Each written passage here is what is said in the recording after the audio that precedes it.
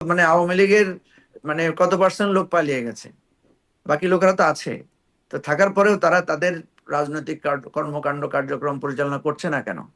হ্যাঁ, করছে না তারা কারণ তো করা কোর্টে গিয়ে নিষিদ্ধ, এখনো কেউ, করলে আইনি ব্যবস্থা হ্যাঁ হবে। নিষিদ্ধকে চ্যালেঞ্জ করেছে কেউ কোর্টে গিয়ে?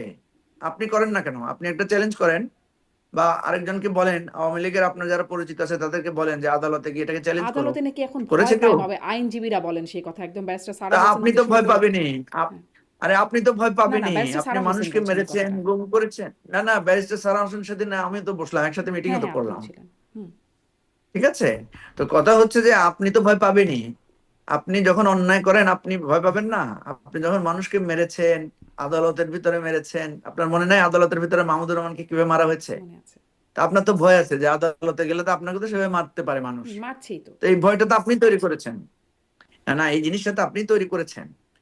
আপনি আদালতের ভিতরে মানুষকে মেরেছেন, আপনি আদালত থেকে লোক তুলে নিয়ে গুম করেছেন, সে লোককে পাওয়া গেছে ইন্ডিয়ায়। তা আপনার এই জন্য তো ভয়, আপনি এই জন্য তো মামলাও করতে চাচ্ছেন না, এই বিষয়ে দাঁড়াতে পারছেন না। এই জন্য আমি বলছি যে আজকে গণতন্ত্রের যে জনাব হুমকি, মুজিবুর এই রহমান, যে তাহলে আপনি এক যে, লাইনে যদি শুনি, মামলা যদি ধরেন করে ফেলে কেউ, ধরেন করেন জেরা খান পান্নাদের মতো, ধরুন ধরুন যে যদি কেউ করেন, তাহলে কি এ, মানে এটার একদম নিরপেক্ষ একটা বিশ্লেষণ বা হবে, মানে রায়টা সেরকম হওয়ার মতো বাস্তবতা আছে? না সে, আমি তো বললাম যে সে বাস্তবতা নষ্ট হয়েছে তো আপনার জন্য, আপনি তো বাস্তবতা রাখেন নাই। হুম। আমি ধরেন, আমি যে গিয়ে এখন আওয়ামী লীগের পক্ষে হয়ে দাঁড়ায় কিছু কথা বলবো, সেই মুখ কি আছে বলেন কারো? এখন আপনাকে যদি বলা হয় যে আপনি আওয়ামী লীগের লোকদের প্রতি দরদি হয়ে একটা মামলা করেন, আপনি করবেন? আপনি তো রাজি হবেন না। বাংলাদেশে আওয়ামী লীগের দরদি, আপনি যদি ঢাকা ইউনিভার্সিটি টিচারদের কথা চিন্তা করেন, ঢাকা ইউনিভার্সিটিতে যদি 1,500-2,000 টিচার থাকে, তার মধ্যে 700-800 টিচারই তো হচ্ছে আওয়ামীপন্থী টিচার, শিক্ষক। এরা আমাদেরকে এতদিন নানা বিবেক, নানা কিছু শিক্ষা দিয়ে এসেছেন। তো ওনারা চুপচাপ আছেন কেন? কারণ হচ্ছে ওনারা এই অন্যায়, ওনারা এই মানে জঘন্য হত্যাকাণ্ডের পক্ষে দাঁড়িয়ে কথা বলার, সেটাকে করার নৈতিক ক্ষমতা নাই। একদমই তাই, দেখেন একদম। মানে সেখানে নৈতিকতার যেমন জায়গার বাস্তবতা আছে, নৈতিক মানতে, ক্ষমতার জায়গার আছে, আবার একটা ভয়ও কিন্তু আছে মুজিবুর রহমান মঞ্জু। কোথায় হ্যাঁ ভবের হ্যাঁ, শিকার ভয় হয়ে তো যান, পাবেই। কথা বলতে গেলে সন্ত্রাস ভাই, বিরোধী আইনে ভাই মানে আটক হয়ে যান একটা কিছু। একটা পকেট মার যখন আরেকজনের পকেট মারে, সে তো ভয়ে থাকবেই। একটা লোক যখন চুরি করে সে তো ভয় থাকবেই। একটা লোক যখন খুন করে, গুম এই যে করে, ধরুন মঞ্চ গণতন্ত্র ৭১ ধ্বংস থেকে যে করে, গ্রেপ্তার করে নিয়ে গেল সন্ত্রাস দমন আইনে, এটি আসলে মানে এটি কেমন কথা হলো? এটি কি এরকমটা যদি হয় তাহলে কি মানুষ ভয় পাবে না? হ্যাঁ হ্যাঁ, আমি তো বলছি ভয় পাবে, ভয় পাবে না কেন? আপনি আওয়ামী লীগের পক্ষে কথা বলে আপনি ঘরে ফিরতে পারবেন কিনা তার নিশ্চয়তা আমরা দিতে পারছি না তো। কিন্তু দেওয়ার তো এবং কথা এইটা ছিল তো আপনিই রাষ্ট্রের। তৈরি করেছেন। না, রাষ্ট্রের কথা ছিল না, আপনি রাষ্ট্র রাখেন নাই, আপনি এখনো রাষ্ট্রটাকে নাই, সেভাবে এখনো নষ্ট গঠিত করে হয় দিয়ে নাই, মানে গেছেন। এত অভ্যুত্থান না হয়ে না গেল, না না, একটা নতুন সরকার আসলো, কিছুই হলো না। আপনি রাষ্ট্রটাকে যেভাবে ধ্বংস করে গেছেন, এবং আপনার জন্য সেটা আমরা পারছি না। আপনি বাংলাদেশে আমরা জরিপে দেখছি আওয়ামী লীগের ভোট আছে, আওয়ামী লীগের 10%, 13%, নানা ধরনের পার্সেন্টেজ আসছে। কিন্তু সে লোকগুলো কোথায়? সেই লোকগুলোর নেতৃবৃন্দরা কোথায়? তারা কেন মানে তাদের রাজনৈতিক জায়গা থেকে এসে কথা বলছে না? তারা কেন বলছে না তাদের বিরুদ্ধে যে গণহত্যার অভিযোগ উঠেছে, সেই অভিযোগটার ব্যাপারে তারা কোনো ক্লারিফিকেশন দিচ্ছে না কেন? তারা হয় বলবে যে আমরা যা করেছি সঠিক করেছি, অথবা বলবে যে আমরা যা করেছি ভুল করেছি। কিছু তো একটা বলতে হবে তাদেরকে, তাই না? আপনি নিজে কিছু বলবেন না, আপনি নিজে একটা অপরাধ করে পালিয়ে যাবেন, আপনি নিজে অপরাধ করে দেশের সবকিছু ধ্বংস করার পরে আপনি শুধু মানে গোপন জায়গা থেকে থেকে গুপ্ত দলের মতো করে আচরণ করবেন, তাহলে তো তার কিছু করার নাই। হুম। তো সুতরাং কিন্তু আমাদের নতুন আজকে যে নেতৃত্ব তো পরিস্থিতিটা, আসতে পারবে না, ধরেন তাদের কথা, তারা গুপ্ত আছে, তারপর অত কাছে তারা পালিয়ে গেছে অন্যায় করে, কিন্তু যারা যদি নতুন নেতৃত্ব সেই দলের মধ্যে আসতে চায়, তারও তো সুযোগ রাখা হয় নাই, তাদের কার্যক্রমে নিষিদ্ধ করে রাখা হয়েছে। না না, তাদের কার্যক্রম নিষিদ্ধ করা হয়েছে কেন? তাদের কার্যক্রম নিষিদ্ধ করা হয়েছে, তাদের বিচার চলছে সেজন্য। আমি তো আপনাকে উদাহরণ দিয়ে বললাম হুম। না, যে যখন বিচার একটা চললে কি, মানুষ, বিচার চললে তো আইনই ছিল, নির্বাচনী আইন, যে শাস্তি হলে তারপরে তাদের আসলে নির্বাচনে বাধা থাকে, সেটাও মনে হয় দুই না না, বছর এটা নাকি তো পাঁচ আইন করা বছর যায়। হয়েছে। আপনি আপনি মনে হয় এটা তো আইন সংশোধন করে করা হয়েছে। হুম। আইনটাকে সংশোধন করেই বলা হয়েছে যে একটা এ ধরনের মানবতা বিরোধী অপরাধের জন্য যারা অপরাধী, যাদের বিরুদ্ধে তদন্ত চলবে, তাদের দলটাকে কার্যক্রম নিষিদ্ধ করার ক্ষমতা এই ট্রাইব্যুনালকে দেয়া হয়েছে। সে কারণে তো করা হয়েছে। হুম। আর আপনি নিজে তো সেটা একদম। প্র্যাকটিস করেছেন। আপনি আপনি দল নিষিদ্ধ করেছেন না? বাংলাদেশে আরো অনেক দল নিষিদ্ধ আছে না এখনো?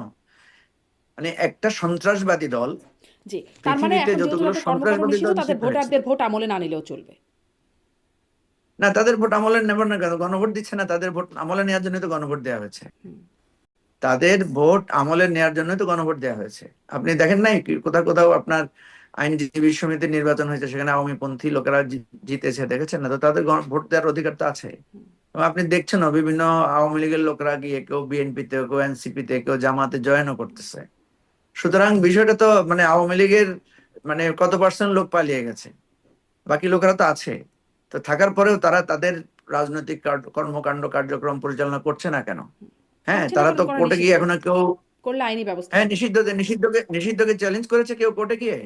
আপনি করেন না কেন? আপনি একটা চ্যালেঞ্জ করেন, বা আরেকজনকে বলেন, আওয়ামী লীগের আপনার যারা পরিচিত আছে তাদেরকে বলেন যে আদালতে গিয়ে এটাকে চ্যালেঞ্জ করো। আদালতে নাকি এখন করেছে ভয় কেউ? পায় বাবে আইনজীবীরা বলেন সেই কথা। একদম ব্যারিস্টার সারা তা হোসেন আপনি হতে তো শুরু ভয় করে। পাবেনই। হ্যাঁ। আরে আপনি তো ভয় না, না, পাবেনই। ব্যারিস্টার আপনি সারা হোসেন মানুষকে বলছেন এই মেরেছেন, কথাটা। গুম করেছেন। না না, ব্যারিস্টার সারা হোসেন সেদিন আমি তো বসলাম একসাথে, মিটিং হ্যাঁ, তো হ্যাঁ, আপনিও করলাম। ছিলেন। হুম। ঠিক আছে। তো কথা হচ্ছে যে আপনি তো ভয় পাবেনই। আপনি যখন অন্যায় করেন আপনি ভয় পাবেন না? যদি বিএনপিকে আপনি এখন নিবিড় ভাবে জিজ্ঞাসা করেন যে আগামী দিনের এই আধুনিক বাংলাদেশকে যদি এগিয়ে নিতে হয়, আপনাদের টিমটা কোথায়? এই তো নির্বাচন তার কয়দিন তারেক পরে। রহমান বলছেন যে আই না, হ্যাভ আ প্ল্যান, মানে no, sure. Maybe he has a plan. I'm not going to debate with that. There is nothing wrong in having a plan. It's a good thing that he has a plan. এই যে চিন্তা করে Martin Luther king এর সাথে I have a dream, I have a dream, I have a dream that one day the people of this country shall not be judged by the color of their skin, rather they will be judged by the content of their character. এই যে Martin Luther king অমোক যে statement, হ্যাঁ, সেখান থেকে উনি এতটুকু নিছেন যে I have a plan. Okay, good. এটা তো ভালো জিনিস, এটা তো নতুন জেনারেশন, নতুন প্রজন্ম গ্রহণ করবে। But you have a plan. Who is going to execute that plan? Because অর্থনীতিতে পড়ানো হয়, when you have a plan, there is a lag, LAG for plan. There is a lag for execution. There is a lag for organization. So এই যে LAG, যখন আপনি এই ল্যাগকে ঠিক মতো ম্যানেজ করতে পারবেন, তখন ইউ আর সাকসেস স্টোরি। হ্যাঁ, এখন আপনি ধরেন একটা মোবাইল ফোন বানালেন, আপনি কি মনে আপনি করছেন প্ল্যান করে, বিএনপিতেও সেই টিম নাই? আমি মনে করছি না, আমি তো আপনাকে জিজ্ঞেস করছি, আপনি যখন গণমাধ্যম কর্মী, আপনি পেয়েছেন নাকি কোনো টিম হাতে? আপনি নাম শুনেছেন নাকি? কারা কারা হবে আগামী দিনের বাংলাদেশ ব্যাংকের গভর্নর? কে হবে বাংলাদেশের আগামী দিনের অর্থমন্ত্রী? কে হবে বাংলাদেশের আগামী দিনের পরিকল্পনা মন্ত্রী? কে হবে বাংলাদেশের আগামী দিনের শিক্ষামন্ত্রী? আপনি 5ই আগস্টের পরে যে মব দেখছেন, যে মব নিয়ে আমরা কথা বলছি, এবং ডক্টর মোহাম্মদ ইউনূস ব্যর্থ হয়েছেন এই মবকে সামলাতে গিয়ে, সেই মবকে যদি চিরকালের জন্যে বিদায় জানাতে হয় এবং বাংলাদেশের মানুষকে যদি সহনশীল করতে হয়, তাহলে এই যে বিশাল কর্মযোগ্য শিক্ষামন্ত্রীকে পালন করতে হবে বাংলাদেশের মানুষের মনন, হৃদয়ে পরিবর্তন আনার জন্য। Who is that person? এটা তো হু ইজ সবসময় দ্যাট দেখা যায় লেজেন্ডারি ফিগার? নির্বাচনের হ্যাঁ, পরেই সেটি মানে নির্ধারিত হয়। এটি তো আমাদের কালচার যে নির্বাচনের পরেই। আমাদের শিক্ষামন্ত্রী ছিল যে জীবনে বিশ্ববিদ্যালয়ে পড়ে নাই, বিশ্ববিদ্যালয়ের ভিতর দিয়ে হাঁটে নাই, প্রথম শিক্ষামন্ত্রী, 12টা বাজাইয়া দিছে। দ্বিতীয় শিক্ষামন্ত্রী ছিল, উনি সবকিছুই পড়ালেখা করছে, উনি যে আসলে কি হইতে চাইছেন উনি নিজেও জানেন না। আর তৃতীয় শিক্ষামন্ত্রীর কথা তো বললামই না, তাকে কোনো উপদেশ পরামর্শ দেওয়া যায় না। এই একই যদি অবস্থা হয় পরবর্তী সরকারের সময়, তাহলে দেশটা যেহেতু আপনার আমার সকলের, তাহলে খুব ভালো কিছু আমরা আশা করব বলে মনে করছি না। জি। এই প্রশ্নটা মানে 5ই আগস্টের পর থেকেই আসে যে এই যে আপনি যেই বিষয়গুলোর কথা তুলছিলেন, আপনার দলের বিষয় এবং আপনার নিজের বিষয়ও, যে তখন এটা যদি বুঝতাম, ওইটার জন্য কি আপনি না, নিজে সরি, তখন ওটা যদি আপনি কি বুঝতাম না, নিজে সরি ফিল করেন এবং আপনার দলের এইসব না, বক্তব্যের কারণে কি দলের ভেতর থেকে কোথাও সরি বা আমি অনুশোচনা ফিল করে কিনা? আমি একটু রেকটিফাই করতে চাই নিজেকে। এখানে 3টা ব্যাপার আমি ক্ষমা প্রার্থনা করব। একটা হচ্ছে, যা সত্য হচ্ছিল সেটা রেকর্ডেড অবস্থায় আছে, আমি বলেছি, কিন্তু যতটা সজোরে বলতে পারার শক্তি আমার ছিল সেটা আমি করি নাই। আল্লাহ আমাকে ক্ষমা করুন, এই দেশের মানুষ আমাকে ক্ষমা করুন, বাট আমি বলেছি, বলি নাই যে তা না। যখন এমন ধরনের সেমিনার হয়েছে যে বিএনপি জামাতকে আর খুঁজে পাওয়া যাবে না, বাংলাদেশে আর জঙ্গিবাদ নাই, তখনও আমি যথেষ্ট যৌক্তিকভাবে, সম্প্রসারিতভাবে বলার চেষ্টা করেছি এই ধারণা ভুল, we are going towards the wrong direction. But আমি কোথায় ক্ষমা চাচ্ছি, যে আমার আসলে উচিত ছিল সকল ভয় ভীতিকে পরিত্যাগ করে, যেটা আমার দায়িত্ব একজন নেতা হিসেবে, সেই সজোরে বলতে পারা। হ্যাঁ, এবং আপনি কিন্তু ডিবিসিতে ছিলেন, আপনার অনেক অনুষ্ঠান আমি করেছি, আপনি মনে করে দেখবেন যে অনুষ্ঠানের আগে পরে মাঝখানে কিন্তু অনেক সময় বলার চেষ্টা করেছি we are making mistakes, but yes, আমি ক্যামেরা যখন চালু হয়েছে বলতে পারি নাই। হ্যাঁ, এটা গেল এক। 3 নাম্বার আমাকে ক্যামেরা যখন ক্ষমা চালু প্রার্থনা। হয়েছে তখন কেন তারেক রহমানকে উন্মাদ বলতে হয়? তখন কেন আপনার মানে বেগম জিয়ার না, সম্পর্কে আমি তিনি তারেক কেমন রহমানকে কখনো মুক্তিযোদ্ধা, উন্মাদ কি দিয়ে বলিনি। মুক্তিযুদ্ধ করেছেন? আ- এই আমি আমি প্রশ্নগুলো আমি তখন কেন তা- বলতে হয় আসলে? না না আমি তারেক রহমানকে কোনোদিনও উন্মাদ বলিনি। বলেছেন। আমি অন রেকর্ড না আপনাকে দেখাতে না পারবো। আপনি না ১৬ আমি টিভি একটা একটা আমি একটা অনুষ্ঠানে আমি বলেছেন না আমি উন্মাদ বলিনি, আমি একটা কথাই শুধু বলেছি, যে সেটা তাদের সাথে হচ্ছে কিসের সংলাপ? প্রশ্ন ছিল সংলাপের। না না ওটা আমি দুটো কথা যেটার জন্য আমি ভাইরাল ছিলাম, দুটো কথা। একটা কথা আমি বলেছিলাম যে নতুন প্রজন্মের অধিকার আছে জানার যে তারেক রহমান সাহেবের আয়ের উৎস কি ইংল্যান্ডে, এবং এটা মারাত্মক রকম ভাইরাল হয়েছিল। তখন শেখ রবিউল সাহেব ওই অনুষ্ঠানে ছিলেন, তিনি বর্তমানে মনোনয়ন পেয়েছেন। হয়তোবা তিনি জানতেন না, বেচারা ঠিক মতো উত্তর দিতে পারেন নাই, উনি একটু রাগ হয়েছিলেন, উত্তেজিত হয়ে গেছিলেন, যার দরুন ওই ক্লিপটা খুব ভাইরাল হয়েছিল। আর 2 নাম্বার আরেকটা ব্যাপারে আমি ইয়ে করেছিলাম, সেটা হচ্ছে যে যখন তিনি বলেছিলেন যে মেজর জেনারেল জিয়াউর রহমান বাংলাদেশের প্রথম রাষ্ট্রপতি, তখন আমি ওই জায়গায় বলেছিলাম যেগুলো বললে যেটা হচ্ছে যে ওনার যে স্থান, সেই স্থানটাকে উনি নিজেই বিতর্কিত করে ফেলতেছেন। কিছু জিনিস নিয়ে বিতর্ক তৈরি করা লাগে না, কারণ এটা তো সময় প্রমাণিত হয়ে গেল। আমরা বেগম খালেদা জিয়াকে জেল দিয়েছি, বেগম খালেদা জিয়াকে আমরা জেলে রেখেছি, বেগম খালেদা জিয়াকে আমরা বাড়ি থেকে বের করেছি, কি লাভ হয়েছে বলেন? জি। তা তো সময় মানে উত্তর দিল মানে না। জি, নিশ্চয়ই। মানে আমি না না আজকে সেই বক্তব্যগুলোর কথা বলছিলাম যে আওয়ামী না লীগের না একদম না শীর্ষ নেতা থেকে শুরু করে হ্যাঁ, আপনারা যখন আমাকে বলেছেন একটু সিমলেস ভাই সেগুলোর আমাকে জন্য একটু আপনি আমাকে একটু সিমলেস ভাই বলতে দেন। তো যেটা হলো যে বেগম খালেদা জিয়ার জানাজায় সময় সময় প্রমাণ করে দিল, আল্লাহ তাআলা প্রমাণ করে দিল যে আপনি অনেক কিছু করতে পারেন, কিন্তু জনগণের ভিতরে জায়গা থাকলেও তারা আপনি কাউকে শূন্য করতে পারবেন না। ঠিক একইভাবে পলিটিক্যাল রিটরিক আমাদের থাকতে পারে, কিন্তু দিনের শেষে রিয়েল বাস্তবতা কি সেটাও আমি বলেছি। সেদিন আমি বলছি যে ওটা যত জোরে আমার বলতে পারা উচিত ছিল সেটা আমি বলতে পারি নাই। আর দ্বিতীয় কথা, উল্টো কথাটা জোর দিয়ে বলেছিলেন। না ওটা বলতে পারি নাই, তো বললাম তো যেটা বলা উচিত ছিল। হ্যাঁ, এমনকি যেটা এই যে এখন আপনার এখানে বললাম না, মামলা বাণিজ্য, মানুষকে হয়রানি করা, এগুলো আমরা খুব জোর দিয়ে তো আমি বলতে পারি নাই। আমি এটা বলেছি, বিভিন্ন সেমিনারে বলেছি, বাট কোনো টক শোতে এসে আমি এভাবে বলতে পারি নাই। পরের দিকে সময় টিভি এইসব জায়গায় বলা শুরু করলাম, যখন দেখলাম যে অবস্থা খারাপ। বিকজ প্রথমে তো আমার দায়িত্ব হচ্ছে বলে শুধরানোর চেষ্টা করা।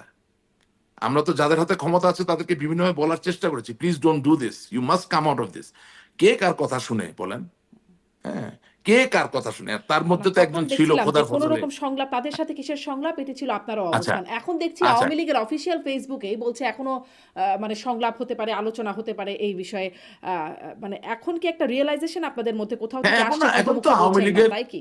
এখন এখন আওয়ামী লীগের এই পেজ নিয়ে খুব বেশি কথা বলি না, কারণ এই আওয়ামী লীগ কখনো আহ, মরহুম বেগম খালেদা জিয়ার উপদেষ্টা ছিলেন, বীর মুক্তিযোদ্ধা ফজলুর রহমান সাহেবের বক্তৃতাও চালায়। কখনো দেখি রুমিন ফারহানা, যে বিএনপির এমপি ছিলেন, বর্তমানে বহিষ্কৃত হয়েছেন, বহিষ্কার হওয়ার আগে বিএনপিতে থাকা অবস্থায় যা বলে সেটাও দেখি চালায়। মানে আওয়ামী লীগের পেজের চালাতে উপর তার সমস্যা কারো কি? হাত চালাতে নাই। সমস্যা কি? না, চালাতে সমস্যা হচ্ছে যে দিনের শেষে আপনি কাকে এন্ডোর্স করতেছেন, কি এন্ডোর্স করতেছেন। তারা যদি আর সঠিক কথা এখন বলে এন্ডোর্স করলে না সমস্যা কি? না আর এখন যদি আপনি এটা এন্ডোর্স করেনি, তাহলে আগে করলেন না কেন? যে প্রশ্ন আপনি আমাকে বলছেন, আমি একই প্রশ্ন করতে পারি যে তাহলে আগে করলেন না কেন? So let's not get into that, let's get into the fundamentals. What are the fundamentals? দেশ যদি ভালো চলে আগামী দিনে, তাহলে মনে করবেন যে আওয়ামী লীগের যারা নির্দোষ লোক আছেন, নেতাকর্মী, তাদের জন্য দেশ ভালো হবে। ঠিক আছে? আর দেশ যদি ভালো না চলে, তাহলে পৃথিবীতে অনেক দেশই ধ্বংসপ্রাপ্ত অবস্থায় চলে গেছে।